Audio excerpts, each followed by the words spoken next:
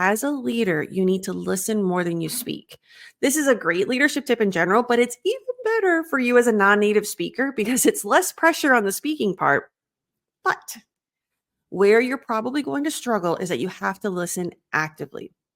And as a non-native speaker, what I find tends to happen is you look like you're listening, but what you're really doing is you're like a fourth of your brain is listening and the other three-fourths are planning what you want to say.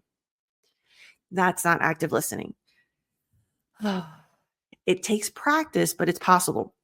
So what you want to do is you want to trust, and this is a big deal. You have to trust that you can respond, that you can come up with what you need in the moment.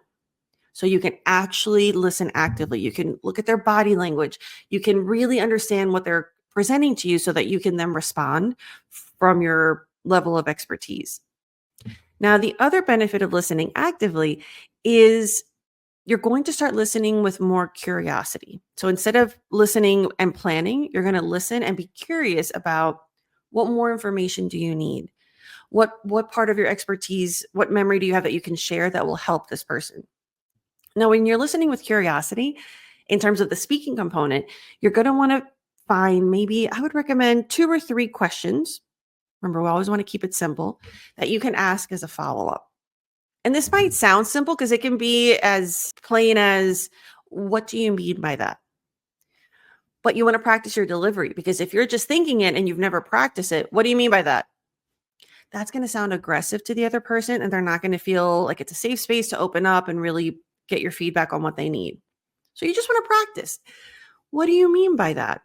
What do you mean by that? You want to practice even the fillers. You want to figure out what's your thinking face.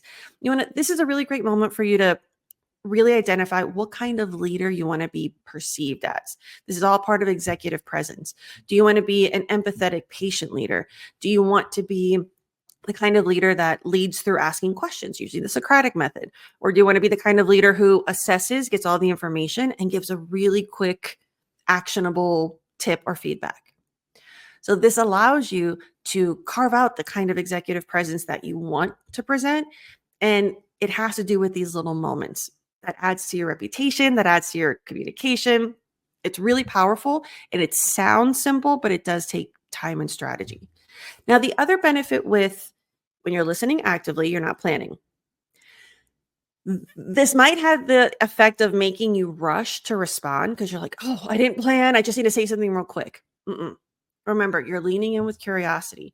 I don't want you to respond immediately, especially as a leader, but this is also a good tip in general. Take a moment to breathe. Use a filler like, well, and it's really interesting because at the beginning of your English journey, I feel like we always train, don't use fillers, don't use fillers.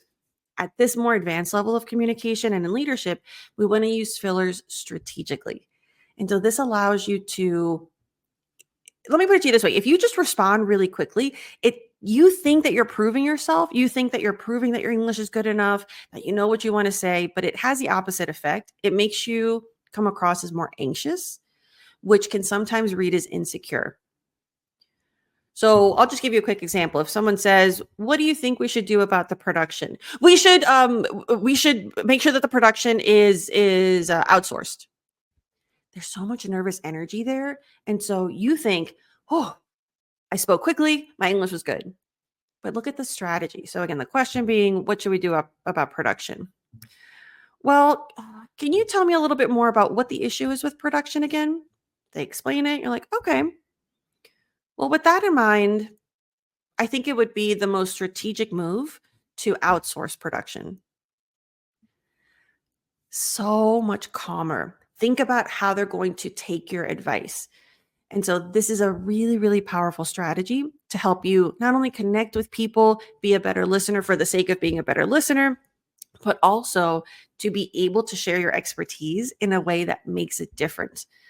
Because bottom line, you're not following my videos, you're not working your leadership communication just to be a friendly person. There is strategy at the end, and the goal is to move the needle forward, to increase revenue, to make it a great workplace.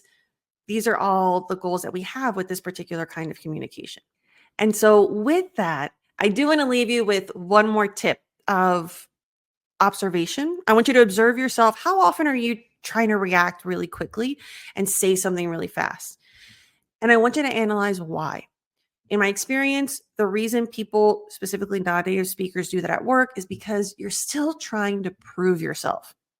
I find that a lot of people, no matter how high in the hierarchy they are in terms of corporate, there's still a little bit of underlying insecurity that if somebody hears my accent, if I make a mistake in English, they're going to doubt why I'm in this position. And I just want to remind you, you have the job. Please shut down that insecurity for the sake of you being able to thrive, if not for yourself, for your team and for your company. Your English is good enough. Does that mean it can't be better? No, of course it can be better. Everybody's communication can be better, regardless of whether it's your native language or not. But I want you to remember it's good enough now. And in fact, the problem I have with coaching non-native speakers is that their English is too much. You use much better English, much more complex structures than native speakers do. So what you actually want to do is simplify your English, especially for American business and corporate in general. We do tend to use a lot of corporate jargon, but the English structure, the grammar of it in terms of speaking and presenting, simple is better. So I want you to stop trying to prove yourself through your English, and I want you to be confident in your expertise and prove your worth through your work. And this is a really interesting shift. It takes a while because it's uncomfortable at first to think, no, but I know that I made a grammar mistake. That's fine. We all make mistakes. Is the value there? Your value is not in perfect grammar. So I really want you to take a moment and internalize that. At least give me the benefit of the doubt and try that for this year. See what that does.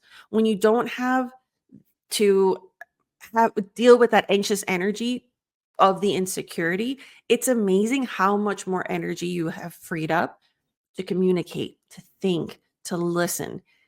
So this is one of the best first dominoes that you can push to have a really amazing impact on your communication overall and specifically your leadership communication. Well, make sure you hit subscribe so that you get alerts whenever I have new leadership English episodes coming out. Thank you so much. And remember, your English is good enough. You are good enough. Now we just get to be better together.